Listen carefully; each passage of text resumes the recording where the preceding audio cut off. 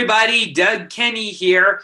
I'm with my coach and mentor, actor Andy McPhee. It's 11 p.m. Arizona time, and it's early in the morning in Australia. And today we welcome Matt Keegan to Tales from the Rails. Hey guys, how you doing? There you go, G'day, mate. Doug. G'day, Matt. I don't think it's early morning. I think it's in the afternoon, correct, Matt? Yeah, 16:30 here. Okay. Train driver talk. 16:30. I love that. 4:30 p.m. to those people who don't use 24-hour clock. I'm not doing an advert, but I do have a bottle of Health Aid kombucha in my hand because I love this stuff. We got a few shadows happening because it's a little bit. Doug's in his home and it's a little bit late. He should have been in bed by now, but it's okay. Mum let him stay up for this, didn't she, Doug? Maybe. She doesn't know. We have to be quiet. Anyway, Right. welcome, Matt. It is right as long as you don't get caught. Yeah, I know, right? Welcome, Matt. And so, Matt, just before we do anything, what is going on in Australia with COVID? Now, what's it like where you are? Because over here, I have a lot of my friends, American friends, go, boy, I love Australia. He said, we'd love to go there, but boy, this place seems a bit of a mess from what they're reading on the news and the internet. Is that a fact? Because I think it is. Yeah, we sailed through 2020 pretty easily, and while the rest of the world was crumbling with COVID, we got by really well until earlier on in the year. International traveller came in with the Delta variant, and that just swept through the country. So we're copping it this year for 2021. Wow. My state's I'm in Newcastle, New South Wales, about an hour and a half north of Sydney, and we're in lockdown. We've been locked down for, 3, 4, no, probably longer. It's a couple of months now.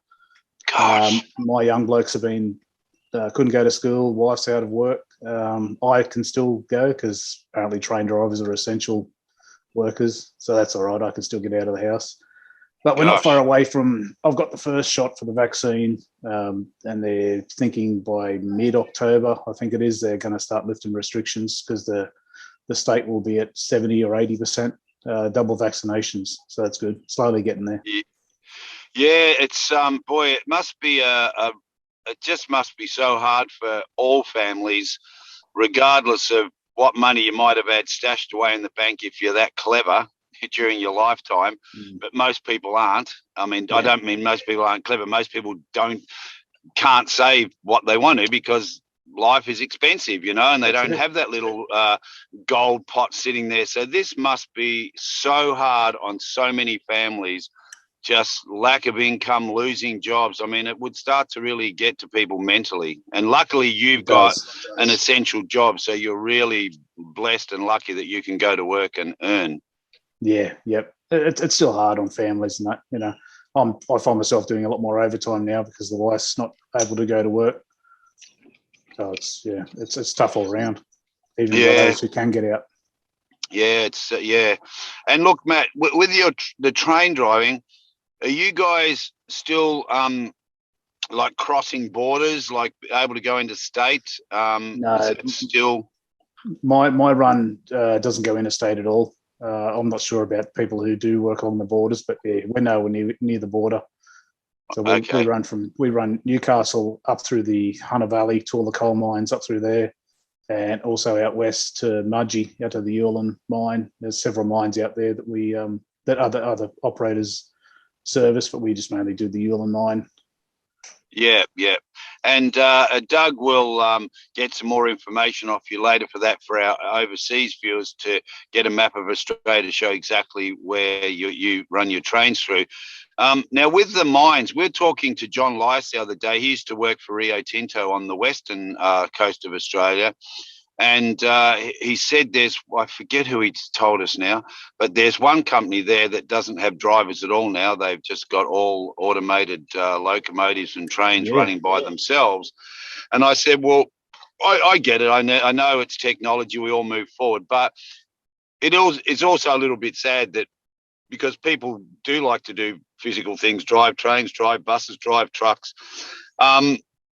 Is that happening in your part of the town? No, I think they're able to do that because they own their own line. It's a private line. Nothing else operates on that. But with us, we've got passenger trains, freight, all different sorts of commerce runs on the rail. It's a shared network. So I think to put an automated train on there, it's a long, long way away yet. Because when things break down, we're on the spot. We can fix it. We can shunt if we need to, get things moving, you put an automated train out there, it's just going to hold up the network. Where and passenger trains, they're a priority. We can't be holding them up. And that's what he said too. He goes, look, he's not sure if at this particular stage in our lifetime that it's actually going to be that successful, simply because the expense of operating it. And he said it is really expensive to operate it, and that other thing of when breakdowns happen and accessories and like things stop and it holds everything up. He said the cost of it was just. He said they haven't saved any money not having drivers there. He said it hasn't saved anything. But I was talking to just getting off track a bit. Oh, getting off track. I was talking to a guy here in LA the other day who works with a company in Australia, and one of his co-workers in Melbourne or Sydney there, and they're creating the automated semi-trailer and truck driving automation. And I said, what, you're talking long haul? He goes, yeah. I said, okay, I get it. I said, but bit sad, mate. I said, people like driving trucks. He goes, well, actually, not now. He said, the new generation, they're not interested in sitting in trucks.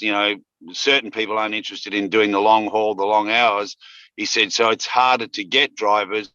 So this way, eventually with automated trucks, etc., he said they can keep them running. But I don't know. I mean, I'm all for progression, of course, but I don't know. It's hard to see how that's going to work on the highways with other people driving cars in the auto. I don't know. It's just maybe I'm just ignorant. I think safety regulations get in their way. Drivers have got to rest, and they can't be driving flat out like they used to, decades ago. And they're under the pump. They've got to get to a certain point in a certain amount of time, but they've also got to keep logbooks and records showing when they've had their breaks. A lot of the guys, if you're not moving, you're not getting paid. Some do. Some will. It depends on. Sorry, just had a phone call coming through. Yeah, it just depends on each operator, I guess. No. I mean, it'll happen eventually, but it's going to take a long time. Not in our lifetime. We'll see a lot of it, I don't think. No. Not for a long time anyway. I know one thing. I'm not getting on a plane without anyone sitting in the cab up the front. I mean, I know they can do it, but I'm not getting up. Sitting on a plane with no one up the front, you're like, no, I don't want the air hostess running out going, hey, does anyone used to fly planes?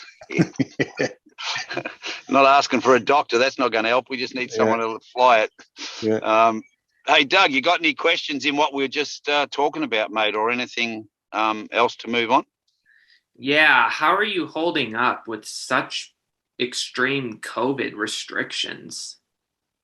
I'm okay because I can still go to work. Some of the drivers have actually been pulled over by the police on their way to work. Are you an essential worker? You've got to prove that you are. I haven't had that happen to me yet. But it's just a lot more cleaning we do in the cab of the train than usual, like sanitizing and cleaning things down. Also, the core cars that we drive to and from the trains, when we sign on, we've got to make sure those are clean. So, wear masks when we front up at work. Any interactions with the staff.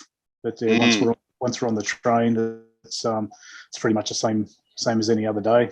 That's a good question, Doug, because probably those habits are not a bad habit to give everything a bit of a wipe down, because even when COVID's, we have a better immune system against it, it's still going to help stop spread cold and flus and other things. So here in the States, and I'm sure in Australia too, but here, like, everything's wiped down. Every restaurant, every cafe you go to, they're continually wiping, and it's probably actually going to be a good habit to get into, Yeah. Doug, any more questions before I dive in with my railway chatter? Yeah, before you forget, I exist sometimes, right? Yep. Especially when you start talking about trains, mate, or on our other series of wrestling. Like, yeah, sometimes I go, oops, hang on, I've forgotten again. Doug, you got a question, mate? Okay. Yeah. So yeah, anyway, my next question is what exactly got you into the railway? I didn't have any interest in becoming a train driver initially, but I was working in an aluminium smelter near Newcastle, where it wasn't uncommon for the temperatures to get into their low 70s, 70 degrees Celsius. I'm not sure what that is in Fahrenheit, but you're probably pushing 130, 140, maybe Fahrenheit. I'm not sure. Wow. Yeah, I've worn jackets that have been almost on fire, smoking. I've melted helmets while wearing them, and Gosh. gone into heat shock once, and that wasn't fun. Yeah, so I got home after one night shift and said to my wife, "I've got to find something else to do." And she said, "Well, they're advertising for train drivers in the paper." I thought, "Oh yeah, I like machines. I'll do that." So I applied. Got in first go, didn't know anybody. I think I just baffled them with bullshit on my application form and got in because a lot of they need to hear about safety stuff when you apply to jobs, and I'm coming from a smelter where safety was paramount. So I think they like that. So yeah, especially when you tell them you've nearly melted, like they're going, well, if you survive that, you can sit in the cab of a locomotive. That's it, and that's what attracted me to it. Air conditioned cab, you got microwave and radio, and you're sitting down all shift. But I realise sitting down all shift isn't very good for your lower back. How do you steer a train? Big steering wheel. That's it. It's so funny. People have asked that. How do you steer them? And you think, well, it's some people, some kids think, yeah, they must steer, but obviously you don't because the wheels guide it. But I mean, yeah, I've had people ask us how you steer. We used to have a round brake handle there, and we used to tell them this. It's like kids would go home and go, I know how to steer the train, Dad. Yeah. No, that's it. You go where the track tells you to go. Yeah, that's pretty much it. Hey, that's interesting about that smelting job. Boy, oh boy. In now this day and age with safety and all that sort of thing, you think, wow, how you would even get away with working in a place like that. It must be hard on the guys' bodies who've been there for years and years and years, mate. Dealing with that. I've only been on the rail for, let me see, I left the smelter in 08, 09. Yeah. So I haven't been on this job very long. 12, 13 years, wherever it is. And there were guys in the smelter who were 50 and they looked like they were 80. Like I thought, I don't want to be. And also smelters, the way an aluminium smelter works is it uses electricity is how you create the aluminium, the molten aluminium. So there's a lot of magnetism in the place, and that's like a lot of magnetism. You get a 6-foot crowbar and you can lean it up against the wall and it'll just hover above the ground. Nothing, it won't touch because it's just the magnetism is holding it off the ground. And I thought, all that's pumping through your body, that can't be good as well.